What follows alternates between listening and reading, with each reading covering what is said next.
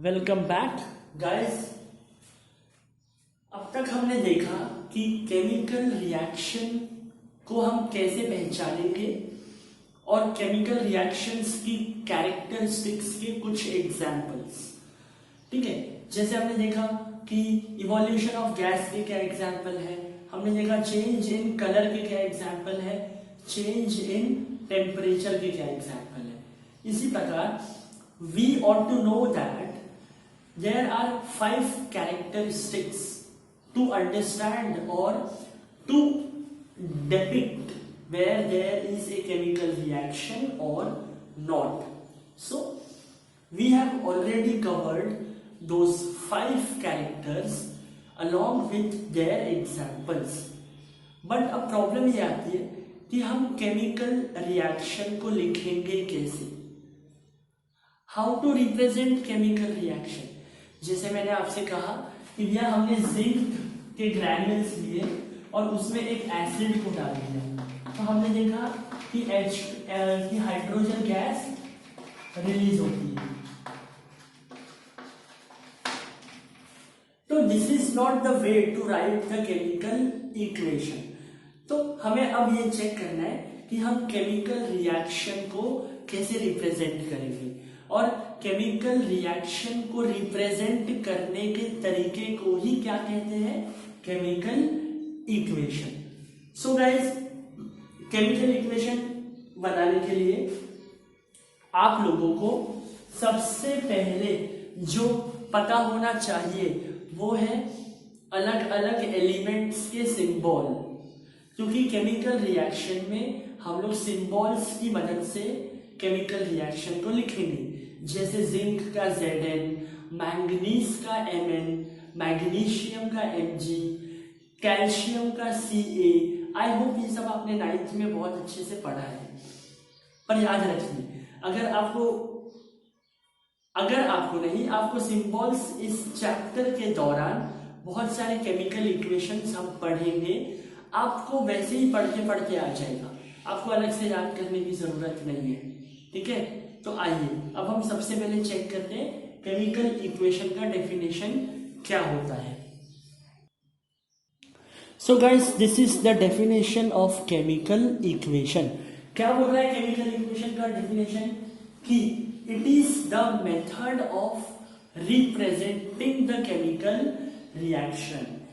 एक तरीका है रिप्रेजेंट करने का, किसको रिप्रेजेंट करने का, केमिकल रिएक्शन को, with the help of symbols and formula.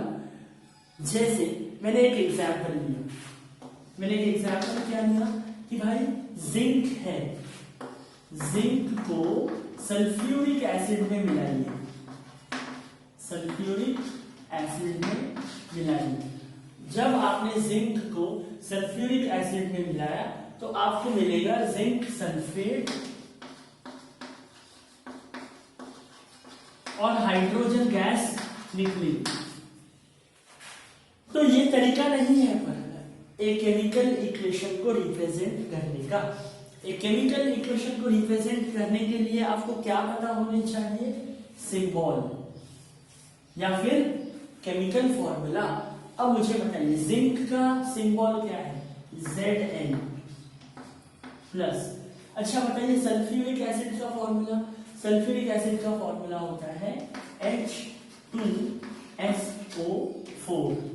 ठीक है, फिर ये एरो, और ये है जिंक सल्फेट। जिंक सल्फेट का फॉर्मूला Zn2SO4 होगा कि Zn3SO4 होगा कि ZnSO4 होगा, ये आपको याद रखना पड़ेगा। जिंक सल्फेट का फॉर्मूला ZnSO4 होता है, पर मैं इसको Zn2SO4 नहीं लिख सकता। क्यों? इसी चीज के लिए हमने 9th में वैलेंसी वाला हिसाब किया था कि वैलेंसी के हिसाब से हम फॉर्मूलेज बनाते थे। अब आपको वो फॉर्मूलेज डायरेक्ट यहाँ इंप्लीमेंट करने हैं। प्लस हाइड्रोजन, बताइए हाइड्रोजन मोनो एटॉमिक है कि डाई एटॉमिक है कि ट्राई एटॉमिक है ना, याद आ रहा है। मोनो एटॉमिक मतलब जिसमें एक ही एटम है, जिस मॉलिक्यूल में एक एटम हो। डाई मतलब 2 और ट्राई मतलब 3। अब हमें पता है जो हाइड्रोजन है वो डायटॉमिक है, मतलब इट इज H2। तो ये है हमारा तरीका किसे लिखने का, केमिकल इक्वेशन को लिखने का। अब आप ध्यान से चेक करिए, केमिकल इक्वेशन में बीच में एक एरो का साइन होता है और ये एरो के लेफ्ट हैंड साइड में इन्हें हम रिएक्टेंट कहेंगे और एरो के राइट हैंड साइड में इन्हें हम क्या कहेंगे, प्रोडक्ट्स। तो आप देख सकते हैं ये क्या है, ये है रिएक्टेंट्स और ये है प्रोडक्ट्स। चलिए अब ये बात तो ठीक है, पर एक और बात आप गौर से सुनिए, हाँ, कि जब ये केमिकल रिएक्शन हो रहा है तो मैंने जितना मास जिंक का लिया है उसके बाद जितना मास H2SO4 का लिया है, ठीक है। अब अगर मैंने जिंक लिया 1 किलो मान लीजिए एग्जांपल, और मैंने H2SO4 लिया 5 किलो, तो ये इन दोनों का मास मिला के कितना होना चाहिए, इन दोनों का मिला के मास 6 किलो होना है, तो इन दोनों का भी मिलाकर 6 किलो ही होना चाहिए। फिर भले ये 3 हो, ये 3 हो, ये 2 हो, ये 4 हो, वो हम बाद में देखेंगे, पर लेफ्ट हैंड साइड का total mass is equals to right hand side का टोटल मास। इसे हम कहते हैं कंजर्वेशन ऑफ मास। अब कंजर्वेशन ऑफ मास हम हर केमिकल इक्वेशन में अप्लाई करेंगे अब से, ठीक है। इसी की वजह से कंजर्वेशन ऑफ मास की वजह से हमको केमिकल इक्वेशन को क्या करना पड़ता है, बैलेंस करना पड़ता है, ठीक है। क्योंकि कंजर्वेशन ऑफ मास बोलता है इधर जितना आपने मास लिया है इधर भी उतना ही मास फॉर्म होना चाहिए। अगर मैंने ये 5 किलो लिया, ये 1 किलो लिया, दोनों मिला के 6 किलो हो गए, तो इन दोनों का मिला के भी 6 किलो होना चाहिए। अगर इन दोनों का मिला के 8 kgs होता है तो हमें एक क्वेश्चन आएगा, there will be a question that कि भैया जो ऊपर के 2 किलो आए हैं वो कहां से आए हैं, कंजर्वेशन ऑफ मास फॉलो नहीं हो रहा है। इसीलिए chemical equation follows conservation of mass. ये आप याद रखें और इस बात को आप नोट करके रखें, और आई होप आप ये सारी चीजें भी नोट कर रहे हैं मेरे साथ साथ। इसके बाद में हम क्या लिखेंगे यहां पर, the substance which combine to react. कौन से सब्सटेंस कंबाइन हो रहे हैं रिएक्ट करने के लिए, जिंक एंड H2SO4। तो हम कहेंगे कि जिंक और H2SO4 क्या है, रिएक्टेंट्स। और रिएक्टेंट्स का जो डेफिनेशन है वो रिएक्टेंट का डेफिनेशन क्या हो जाएगा, रिएक्टेंट का डेफिनेशन हो जाएगा कि ये एक सब्सटेंस है जो कंबाइन हो रहे हैं क्या फॉर्म करने के लिए, प्रोडक्ट फॉर्म करने के लिए। पर रिएक्टेंट मतलब जो सब्सटेंस रिएक्ट कर रहे हैं, ठीक है। तो हम लिखेंगे substances which combines to react। Substances जो कंबाइन हो रहे हैं रिएक्ट करने के लिए। तो यहाँ पे हमारे रिएक्टेंट कौन कौन है, जिंक और H2SO4। आप यहाँ लिखेंगे here Zn and H2SO4 are reactants। Clear हुई बात। There can be 2 or more than 2 reactants। ऐसा कुछ नहीं है कि 2 ही रिएक्टेंट होंगे, एक रिएक्टेंट भी हो सकता है, ठीक है। अब ऐसे एग्जांपल्स चेक करेंगे। अब मुझे बताइए प्रोडक्ट का डेफिनेशन क्या हो जाएगा, प्रोडक्ट का डेफिनेशन हो जाएगा the new substance, the new substance formed during the new substance formed during reaction is known as product। आप बताइए यहाँ प्रोडक्ट कौन है, जी हाँ, zinc sulphate and hydrogen gas. So these two are the product and these two are the reactants. Now ये जो arrow sign है, ठीक है, ये क्या इंडिकेट कर रहा है? ये एरो साइन इंडिकेट करता है, ये नोट करके रखिए आप, ये मल्टीपल चॉइस क्वेश्चन का क्वेश्चन है कि what does the arrow sign indicates. तो एरो साइन ये इंडिकेट करता है कि जो सब्सटेंसेस लेफ्ट हैंड साइड में है ये कंबाइन हो रहे हैं और रिएक्ट कर रहे हैं एरो के राइट हैंड साइड वाले सब्सटेंस को फॉर्म करने के लिए.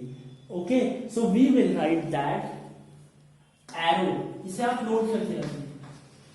The arrow indicates that the substance on the left hand side, आप पूरा लिखेंगे, on the left hand sides are combining to give the substances on the right hand side. मतलब ये एरो ही बता रहा है कि भाई ये लेफ्ट हैंड साइड वाले जो सब्सटेंसेस है ये कंबाइन हो रहे हैं क्या फॉर्म करने के लिए? वो वाले सब्सटेंसेस जो एरो के राइट हैंड साइड में है. तो ये हुआ बेसिक्स एक केमिकल इक्वेशन का. पर हमने अभी सिर्फ केमिकल इक्वेशन को लिखना समझा है. We now only know how to write the chemical equation. We are yet to know about how to balance the chemical equation. So before balancing a chemical equation, you need to know that how should we write the chemical equation first of all. So guys, now let us start with the process of balancing the chemical equation, and it is very easy, very easy. Let us start. So here it is. Balanced and unbalanced chemical equation. अब guys मैं एक काम कर रहा हूं, मैं आपके सामने एक रिएक्शन लिखता हूं, वही वाला जिसके पहले हमने लिखा था. हमने क्या लिखा था कि जिंक किससे मिल रहा है? सल्फ्यूरिक एसिड से. इसे हम हाइड्रोजन सल्फेट भी बोलते हैं. सल्फ्यूरिक एसिड का दूसरा नाम है हाइड्रोजन सल्फेट. और इसने हमें क्या दिया था? इसने हमें दिया था zinc sulphate plus hydrogen gas. अब देखो समझिए, हम लोगों को पता है कि कोई भी केमिकल इक्वेशन है या कोई भी केमिकल रिएक्शन है वो कंजर्वेशन ऑफ मास को फॉलो करेगा ही करेगा. मतलब जितना मास लेफ्ट हैंड साइड में है टोटल रिएक्टेंट का, मैं क्या लिखूंगा? मास ऑफ टोटल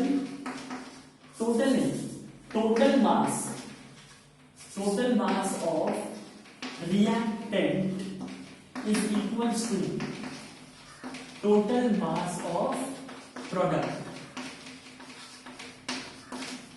मतलब पूरे रिएक्टेंट का मास मिला लो और पूरे प्रोडक्ट का मास मिला लो, दोनों इक्वल ही आएगा और इक्वल आना चाहिए. कंजर्वेशन ऑफ मास ऐसा कहता है. कंजर्वेशन ऑफ मास हमने बहुत ही शिद्दत से 9th स्टैंडर्ड में पढ़ा है. अब ये भैया केमिकल रिएक्शन जो होते हैं इसमें जो रिएक्टेंट्स हम लेते हैं ये बहुत छोटे छोटे हैं. इन्हें हम ऐसे नाप नहीं सकते, हम ऐसे इन्हें तोल नहीं सकते. तो कैसे हम पता करेंगे कि भाई ये बैलेंस है कि अनबैलेंस है? तो इसके लिए हम लोगों को नंबर ऑफ एटम्स चेक करना पड़ेगा. Total mass of reactant is equal to total mass of product है, हमें पता है, पर हम ये प्रैक्टिकली चेक नहीं कर सकते. तो हम प्रैक्टिकली क्या चेक करेंगे? That the number of atoms of each element is equals to the number of atoms of each element in LHS is equals to number of atoms of elements in RHS। मतलब आप क्या करेंगे, कोई element को पकड़ेंगे। बताइए यहाँ कौन से एलिमेंट अवेलेबल है लेफ्ट हैंड साइड में? एक जिंक है, एक हाइड्रोजन है, एक सल्फर है और एक ऑक्सीजन है। ये सब एलिमेंट है ना। इसीलिए मैंने आपको पीरियोडिक टेबल देखने के लिए कहा था, ताकि आप लोगों को एलिमेंट समझ में आए, क्योंकि हमें काम है एलिमेंट से। Zinc, hydrogen, sulphur, oxygen. अब बताइए जिंक कितना है यहाँ पे? 8। लेफ्ट हैंड साइड में जिंक है 8 और राइट हैंड साइड में भी जिंक 8 ही है। चलो, जिंक के नंबर ऑफ एटम्स LHS में और RHS में सेम है। अब हम आते हैं हाइड्रोजन पे। हाइड्रोजन के कितने एटम है? 2। LHS में हाइड्रोजन के 2 एटम है। RHS में चेक करो बना कितने हैं? यहाँ तो है ही नहीं, यहाँ पे भी 2 है। तो हाइड्रोजन के भी एटम्स इक्वल हो गए। कहां पर? LHS और RHS में। चलो, बहुत अच्छी बात है। अब हम S पे आते हैं। कितना है S? 1। उधर 1। ओ माय गॉड, सल्फर भी बैलेंस्ड है। अब ऑक्सीजन पे आते हैं। ऑक्सीजन के 4 एटम्स हैं। यहां ऑक्सीजन के 4 एटम है। मतलब हमने ये देखा कि यहां पर जिंक के, हाइड्रोजन के, सल्फर के और ऑक्सीजन के, इन चारों एलिमेंट के number of atoms are equal on LHS as well as on RHS, and this is how we get to know that कि भाई ये इक्वेशन ऑलरेडी बैलेंस्ड है, इसे बैलेंस करने का जरूरत नहीं है। अब इसे अगर हम लिखने की कोशिश करें तो हम कैसे लिखेंगे, चेक करिए। अब हम हर एक एलिमेंट के नंबर ऑफ एटम्स को ऐसे लिखेंगे। बताइए LHS में जिंक के कितने एटम्स हैं? 1। Hydrogen 2, sulphur 1, oxygen 4। अच्छा, राइट हैंड साइड में जिंक के 1 ही है, हाइड्रोजन के 2 है, सल्फर का 1 है और ऑक्सीजन का 4 है। हम चेक करते हैं कि ये सारे नंबर्स मैच हो रहे हैं, है ना। इसीलिए हम ये कहेंगे कि we find that the reactant contains exactly equal number of amount I am sorry, what we can say that the reaction contains, or the reaction contains equal number of atoms of each element on the left hand side as well as on the right hand side। अब ये कहना चाहेंगे कि सारे element के number of atoms दोनों जगह पर इक्वल है। सो हम क्या कहेंगे, हम इसे लिखेंगे that the total number of atoms of reactants are equal to the total number of atoms of the product. Okay, and this is how we get to know that this equation is balance.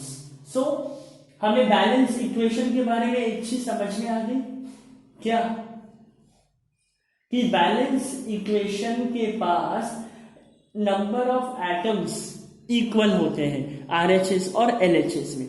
किसके number of atoms? Number of atoms of different element. तो हम एक note बना लेते हैं guys. ये पहला point है बैलेंस केमिकल इक्वेशन के बारे में। क्या कह रहा है कि balance chemical equation has an equal number of atoms. किसके इक्वल नंबर ऑफ एटम्स है? इधर जिंक का, इधर जिंक का, इधर H का, इधर H का, इधर SSOO। मतलब अलग अलग किन का, अलग अलग एलिमेंट के जो एटम्स है वो इक्वल है दोनों तरफ। मतलब has an equal number of atoms of different elements in the reactants and products। तो guys, I hope ये चीज आप लोगों को अब समझ में आई है कि नंबर ऑफ एटम्स इधर भी उतने ही है जितने इधर है। तो बताइए उनका मास भी तो सेम ही रहेगा ना, क्योंकि जिंक के एक एटम का मास उतना ही है जितना जिंक के एक एटम का मास है। तो हम मास को चेक ना करते हुए नंबर ऑफ एटम्स को चेक करते हैं और ये बता पाते हैं कि भाई केमिकल इक्वेशन बैलेंस है कि अनबैलेंस है। ठीक है, अब एक काम करते हैं, एक और इक्वेशन को चेक करते हैं कि वो बैलेंस है या अनबैलेंस्ड। अब जैसे कि आपके स्क्रीन पर है एग्जाम्पल, मतलब दूसरा केमिकल इक्वेशन है ना। कभी कभी एक्साइटमेंट में थोड़ा बकर बकर कर देता हूं मैं। खैर गाइस, अब आप यहां पर चेक करें, हम यहां पर देखेंगे, हम यहां पर वही टेबल बनाएंगे जो इसके पहले हमने टेबल बनाया था। हम क्या करते हैं, कौन से एलिमेंट है, नंबर ऑफ, पहला H एटम्स, फिर नंबर ऑफ O एटम्स, फिर नंबर हो गया। अब मैं यहां लिखूंगा इन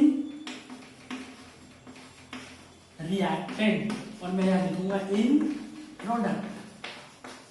ठीक है, अब मुझे बताइए number of hydrogen atoms reactant में कितने हैं, 2। Number of oxygen atom reactant में कितने हैं, 2। Number of hydrogen atoms product में 2, पर ऑक्सीजन कितना है, 1। हमने देखा कि भाई हाइड्रोजन तो बैलेंस हो गया पर ऑक्सीजन बैलेंस नहीं हुआ। इसका मतलब क्या है, इसका मतलब है कि ये जो केमिकल रिएक्शन है ऊपर में, ये बैलेंस है कि अनबैलेंस्ड है। हम कहेंगे कि ये वाला chemical reaction is an unbalanced chemical equation. ठीक है, और अनबैलेंस्ड केमिकल इक्वेशन को हमें क्या करना पड़ेगा, इसे हमें बैलेंस करना पड़ेगा। ठीक है, तो अब हमने देखा कि जो बैलेंस केमिकल इक्वेशन होता है उसमें हमने क्या लिखा था कि the total number of atoms of different elements are equal on left hand side and right hand side, but here it is not same. हम क्या बोल सकते हैं यहाँ पे कि an unbalanced equation has an unbalanced equation has unequal number of atoms, है ना, अनइक्वल नंबर ऑफ एटम्स होते हैं। So has unequal number of atoms of various elements. समझ में आया, ऑफ वेरियस एलिमेंट्स। कहां पर, इन रिएक्टेंट्स एंड प्रोडक्ट्स। लिख लीजिए वो भी, इन रिएक्टेंट्स एंड प्रोडक्ट। तो अब मैं आपको ये सब क्यों बता रहा हूं, इसीलिए हाँ एग्जाम में तो आएगा ही, इसके अलावा भी आपको क्वेश्चन क्या आएगा, differentiate between balanced and unbalanced chemical equation. इस क्वेश्चन को लिख लीजिए, differentiate between chemical balanced chemical equation and unbalanced chemical equation. इसका आंसर आप कैसे लिखेंगे, आप सबसे पहले इसके पहले जो मैंने लिखवाया और वो जो एग्जाम्पल मैंने सॉल्व करवाया वो पूरा एग्जाम्पल और उसके साथ जो हमने टेबल बना के शो किया कि भाई वो वाले पहले वाले इक्वेशन में the number of elements on the reactant side of different elements were equal to the number of elements, to the number of atoms on the right hand side. Okay, and we proved by making a table like this and we wrote the conclusion out there. In the same manner, for unbalanced equation you have to present all this stuff, and then this is the way how to differentiate between balanced and unbalanced chemical equation. And on which principle does it work? It works on the principle of conservation of mass. हम balance क्यों कर रहे हैं, कहीं भी ज्यादा और कहीं भी कम नहीं होना चाहिए, जैसे ये बोल रहा है नंबर ऑफ ऑक्सीजन एटम इधर में एक है और इधर में 2 है, तो इधर से एक ऑक्सीजन गया किधर, ये क्वेश्चन आएगा ना, किधर गया। तो इसीलिए अब अगर मुझे इसे बैलेंस करना है, ठीक है, इवन दो अभी हमने balancing the chemical equation start नहीं किया है, पर फिर भी अगर अब मुझे इसे बैलेंस करना ही है तो देखिए मैं क्या करूंगा। ये जो टेबल वाला तरीका है ना, केमिकल इक्वेशन को बैलेंस करने के लिए सबसे अच्छा तरीका है। अब मैं देखता हूं, मुझे ऑक्सीजन एटम को इधर 2 बनाने का है प्रोडक्ट में, ये H2O को मैं यहां लिखता हूं, है ना। तो मैं क्या करूंगा, इस अब O अलग तो है नहीं, अगर O अकेला होता तो मैं उसे 2 से मल्टीप्लाई कर देता, पर ये साथ में है तो मुझे यहाँ क्या करना पड़ेगा, 2 से मल्टीप्लाई करना पड़ेगा, ये पूरा टेबल चेंज हो जाएगा। देखो ये दोनों तो रिएक्टेंट साइड में तो कोई चेंजेस नहीं आएंगे, वो तो सेम है। प्रोडक्ट साइड में क्या हो जाएगा, number of H atoms on product 2 into 2 ये हो जाएगा 4, और नंबर ऑफ ऑक्सीजन एटम यहाँ कुछ नहीं है, मतलब यहाँ 1 है, 1 into 2 चलो। पर अब हमने देखा कि ऑक्सीजन को बैलेंस करने के चक्कर में हाइड्रोजन अनबैलेंस हो गया, तो अब हाइड्रोजन प्रोडक्ट में कितना हो गया 4, तो क्यों ना मैं इधर 2 लगा दूं हाइड्रोजन के पास, तो ये कितना हो जाएगा 2 2 4। अब चेक करो बना कि क्या दोनों हाइड्रोजन एटम्स और ऑक्सीजन एटम्स इक्वल इक्वल है क्या, जी हाँ, यस। एंड अगर आपको केमिकल इक्वेशन को बैलेंस करना है और आपको एक एग्जाम्पल चाहिए तो ये बेस्ट एग्जाम्पल है टू स्टार्ट विथ। तो हमने किया क्या, हमने सिर्फ नंबर्स के साथ में इधर उधर थोड़ा सा कैलकुलेशन किया है, आगे एक और बहुत सारे एग्जाम्पल्स लेंगे हम, ठीक है। चलिए स्टार्ट करते हैं बैलेंसिंग ऑफ केमिकल इक्वेशन से, और उसमें सबसे पहला एग्जाम्पल आप इसे ही लिखेंगे। आप सबसे पहले क्या करेंगे, सबसे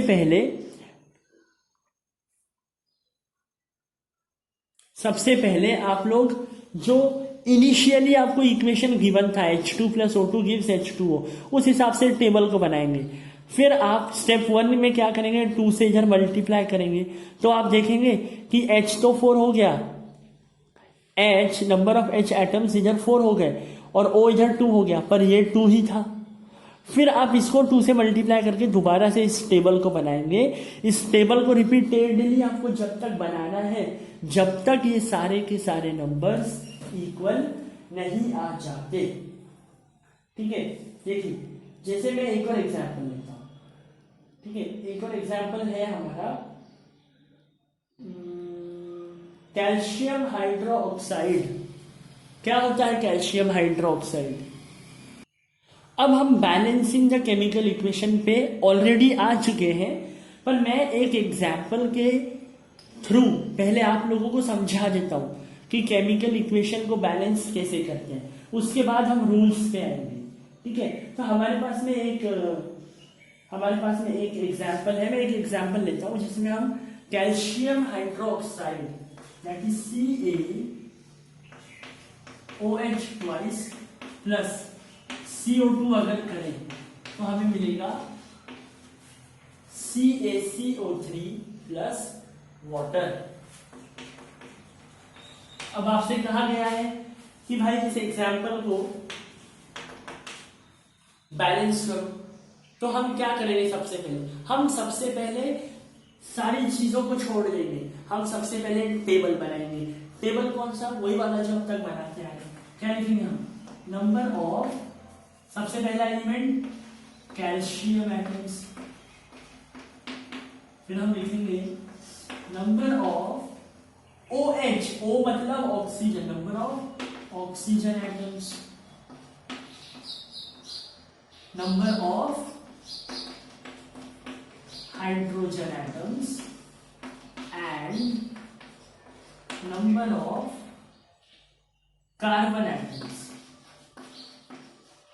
और फिर नंबर ऑफ ऑक्सीजन एटम्स हम ऑलरेडी लिख चुके हैं। अब मैं यहां लिखता हूं, आप LHS और RHS भी लिख सकते हैं, और आप रिएक्टेंट और प्रोडक्ट भी लिख सकते हैं, ठीक है। चलिए अब नंबर ऑफ कैल्शियम एटम्स कितने हैं? कैल्शियम का एक ही एटम है, ठीक है। फिर ऑक्सीजन पे आते हैं। यहां ऑक्सीजन के देखिए OH ट्वाइस का मतलब है O भी 2 है और H भी 2 है, ठीक है। तो यहाँ तो ऑक्सीजन 2 है और यहाँ भी ऑक्सीजन 2 है, तो 2 और 2 कितने हो गए? 4। तो नंबर ऑफ ऑक्सीजन एटम्स 4। अब चेक करिए वापस से, नंबर ऑफ हाइड्रोजन एटम्स भी 2 and number of carbon atom 1, ठीक है। अब आते हैं राइट हैंड साइड में, number of calcium atoms 1, number of oxygen यहां 3 और यहां 1 4, number of hydrogen atoms 2 and number of carbon atoms 1। तो हमने देखा कि भाई यहां पे ऑलरेडी सारे के सारे एटम्स कैसे हैं? इक्वल है। तो आपको इस तरीके से ये तो समझ में आ ही गया होगा कि हम number of atoms of different elements like calcium, oxygen, hydrogen and carbon, so we can simply check the total number of atoms of every element on both the sides, and we can let us know whether the given chemical reaction or the given chemical equation is balanced or not. Okay, so this is a small example of balanced chemical equation. तो आप लोगों को chemical equation balance तो करते आ गई और आपने ये चेक करना भी सीख लिया कि केमिकल इक्वेशन बैलेंस है या अनबैलेंस्ड। पर ये तो एक फीचर हुआ केमिकल इक्वेशन का। केमिकल इक्वेशन को लिखते समय हमें और 3 चीजों को स्पेसिफाई करना पड़ता है, ठीक है। वो 3 चीजों को स्पेसिफाई क्या करना पड़ता है? पहली चीज है कि हमें क्या इंडिकेट करना है? Indicate physical state.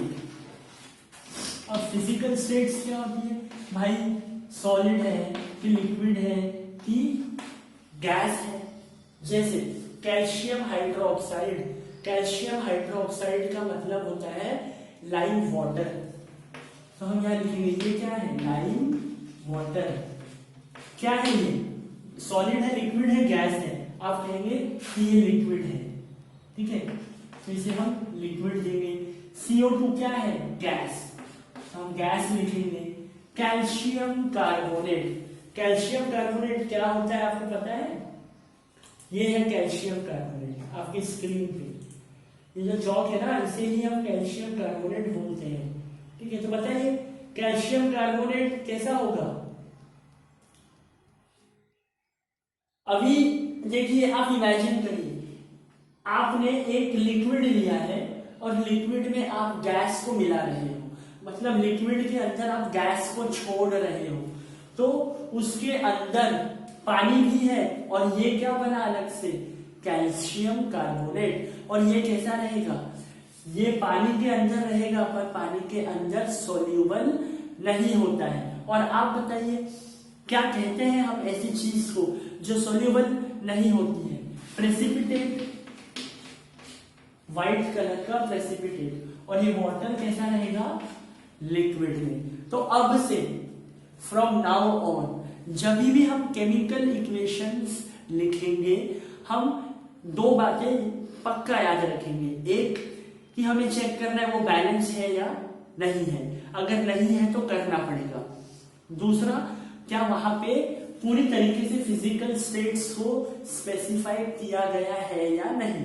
अगर आप फिजिकल स्टेट को स्पेसिफाई करने में चूक जाते हैं तो ज्यादा से ज्यादा आपके मार्क्स कट जाएंगे और क्या ही हो जाएगा, है ना।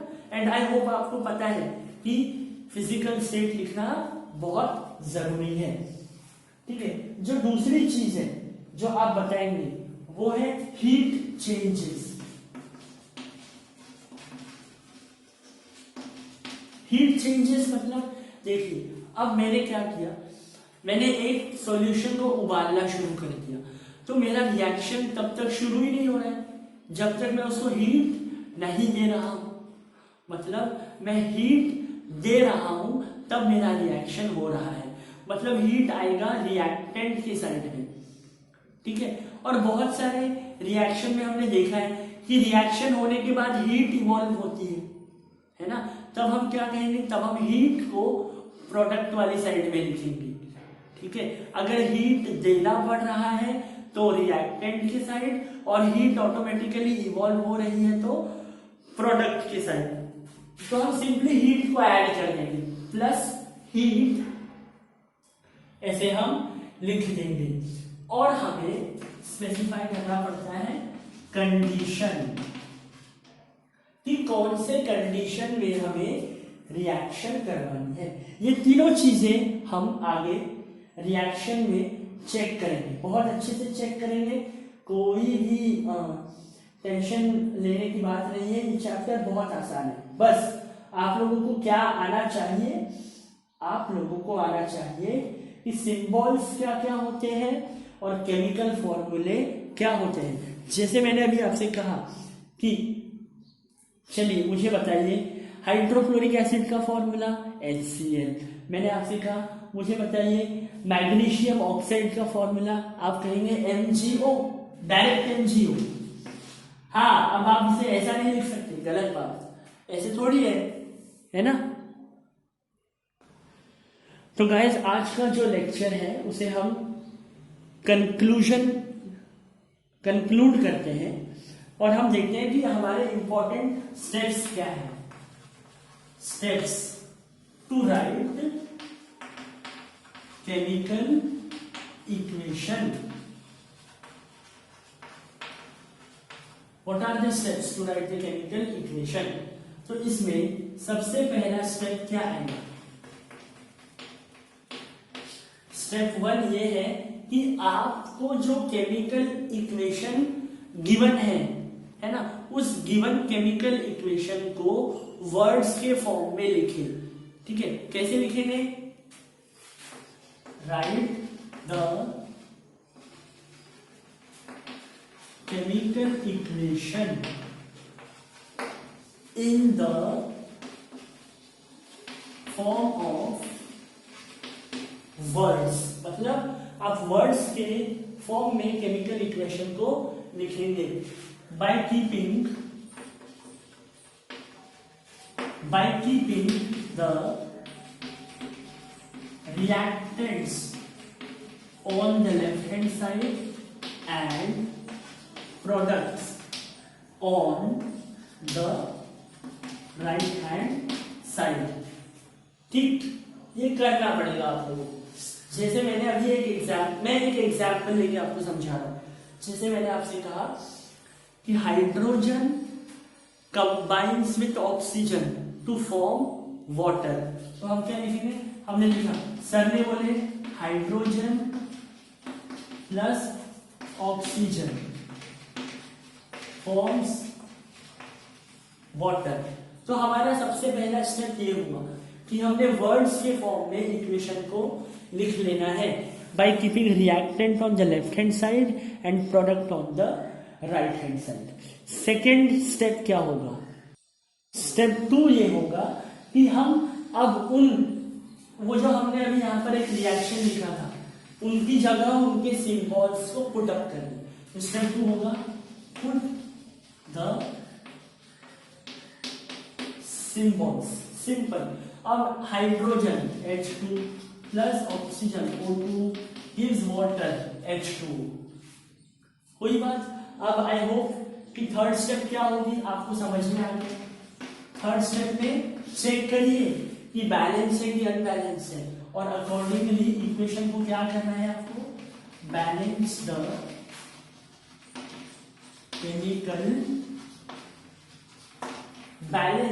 Chemical equation, okay, by the smallest possible figure. कोशिश करो कि छोटे छोटे नंबरों का इस्तेमाल करो, ठीक है। अब आपको पता है कि ऑक्सीजन यहाँ 2 है, पर यहाँ ऑक्सीजन 1 ही है, तो ऑक्सीजन को 2 बनाने के लिए मैंने 2 से इस पूरे को मल्टीप्लाई कर दिया। अब ऑक्सीजन 2 हो गया, ये भी ऑक्सीजन 2 हो गया, पर हाइड्रोजन कितना हो गया? 2 2 जा 4। यहाँ हाइड्रोजन कितना है? 2। इसे 4 बनाने के लिए 2, और बैलेंस करने के बाद केमिकल इक्वेशन ऐसा हो जाएगा। ये तो मैंने डायरेक्टली कर दिया, पर आप लोगों को पता है केमिकल इक्वेशन को बैलेंस हमने कैसे किया। अगले क्लास में हम वही करने वाले हैं, तो आपको और अच्छे से समझ में आ जाएगा। और स्टेप 4 क्या है? स्टेप 4 ये है कि आप स्पेसिफाई करिए, है ना? क्या स्पेसिफाई करिए? Specify the physical states,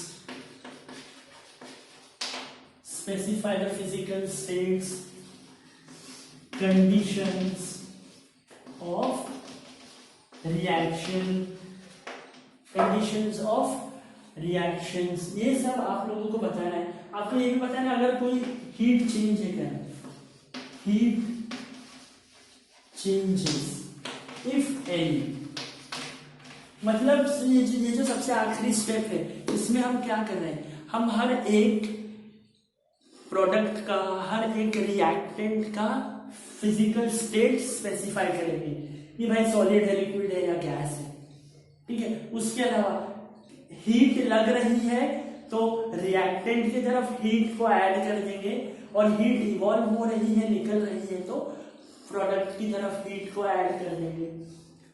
conditions के बारे में मैं आगे आपको और अच्छे से समझाऊंगा, ठीक है। अच्छा, हम क्या करते हैं?